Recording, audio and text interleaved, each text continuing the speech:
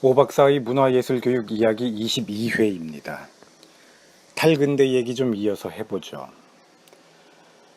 우리의 근대화 과정은 남한에서는 자본주의적 근대화 기획이 실천되고 있었고, 북에서는 사회주의 근대화의 기획이 실행되고 있었지요. 한국인들은 이 두 종류의 근대 기획 속에서 어느 하나를 선택하기를 강요당했습니다. 그리고 자신이 꿈꾸는 근대 기획이 방해받는 것을 용납하지 못해서 서로 공격하고 견제했지요. 우리의 진정한 근대적 민족 국가는 성립되지 못했다라고 말할 수가 있었습니다. 그런데 이제 우리 민족의 민족 국가가 성립될 조짐이 보이는 걸까요? 제가 이 녹음을 하는 2018년 8월 21일은 금강산에서 2박 3일 일정으로 남한과 북한의 이산 가족이 상봉하고 있는 이틀째입니다. 박근혜가 대통령일 때만 해도 남한과 북한 간의 관계는 아주 좋지 않았습니다. 그리고 문재인 대통령이 당선되고 난 직후까지도 불과 몇 달 후면 전쟁이 날 것이다라는 위기설이 퍼지고 있었습니다. 참으로 격세지감이 느껴지죠. 우리의 근대화 과정에서의 모순들이 하나씩 해결되어 나가는 것 같습니다. 근대의 모순들이 해결되고 치유되는 탈근대가 이룩된다면 얼마나 행복하겠습니까? 저보다 젊은 세대의 분들은 어쩌면 모르실 수도 있겠는데요. 인류는 언제나 제가 목격한 바에 의하면 제가 살던 동안 늘 미국과 소련 사이의 핵전쟁의 공포에 시달렸습니다. 그리고 한국인들은 늘 남북 간의 전쟁 공포에 시달렸지요. 이러한 고통의 요인들이 해소되는 탈근대, 참 생각하면 흥미롭고 행복한 것 같습니다. 역사를 바라볼 때 비관적이 되기가 쉽습니다. 전두환이 대통령일 때나 노태우가 대통령일 때, 이럴 때 보면요. 도대체 우리나라의 민주화는 언제 이루어질 것인가 라는 절망감에 휩싸이게 될 때도 있었습니다. 그러나 이제는 그런 걱정을 안 하지 않습니까? 역사가 직선적으로 발전한다고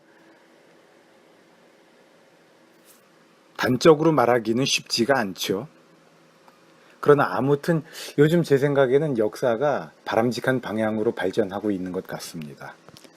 네, 그리고 이러한 믿음이 지난 회부터 말씀드렸던 1990년대 말의 김영삼 정부에서 나온 문화비전 2000, 문화의 세기가 오고 있다에서도 나오고 있는데요. 이번 회는 그 보고서의 내용을 잠깐 요약해서 일부를 말씀드리는 것으로 마치도록 하겠습니다. 문화비전 2000, 문화의 세기가 오고 있다라는 보고서는요. 그 당시에 21세기가 당시의 모습과는 많은 측면에서 다른 모습을 보이게 될 것으로 예상하였습니다. 21세기에는 세상이 어떻게 달라진다고 전망했는지 제가 그 내용을 읽어드리도록 하겠습니다. 우선 세계대전과 세계혁명의 세기였던 20세기와 달리 21세기는 평화의 세기이며 공존의 세기가 될 것이었습니다. 그리고 과학과 기술의 발전으로 물질적 풍요는 이루었으나 환경의 파괴나 도덕의 타락 등 문제가 있었던 20세기와는 달리 21세기는 문화적인 삶의 질의 개선으로서 인류 복지를 이루게 될 것이었습니다. 그리고 21세기에는 문화 간, 국민 간, 민족 간의 평화적인 교류와 협력을 이루는 효과적인 수단이 문화가 될 것이었습니다. 그래서 20세기가 우리에게 분단과 분열의 시대였다면 21세기는 통일과 화합의 시대가 되는 가운데 민족문화의 선양이 이루어져야 할 시대였습니다.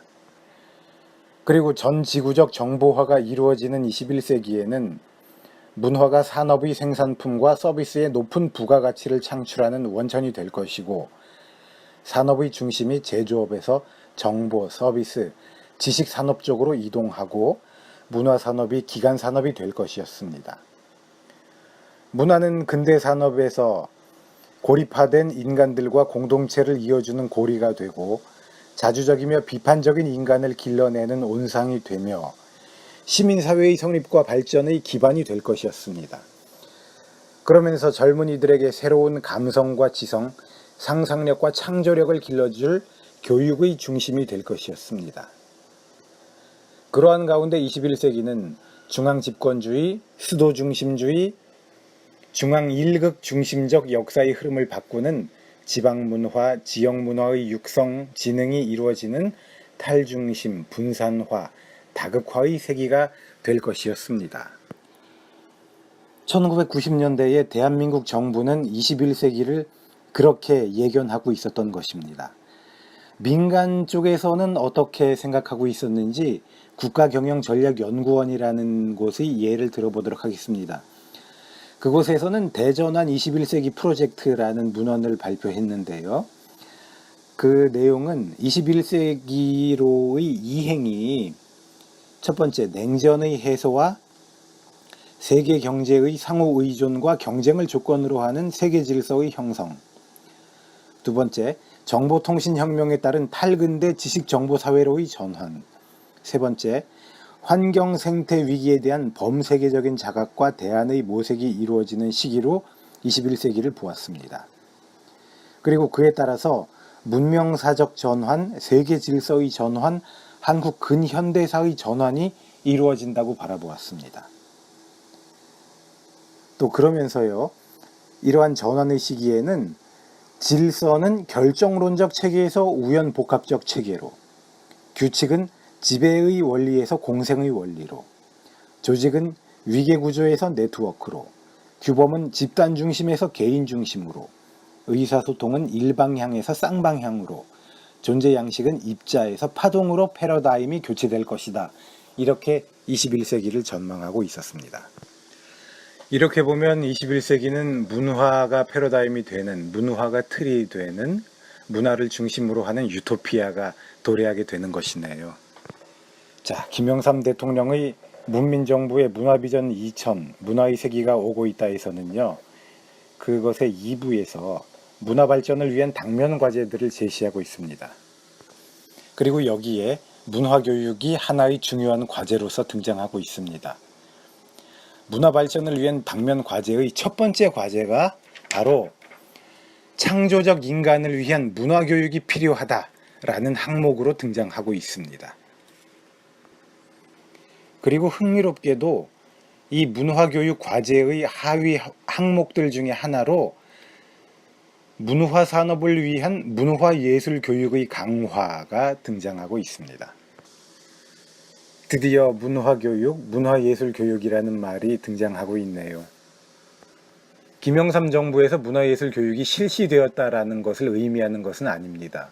우리가 지금 말하고 있는 문화예술교육은 2005년에 노무현 대통령의 정부에서 정책적으로 시작된 것을 말하는 것입니다.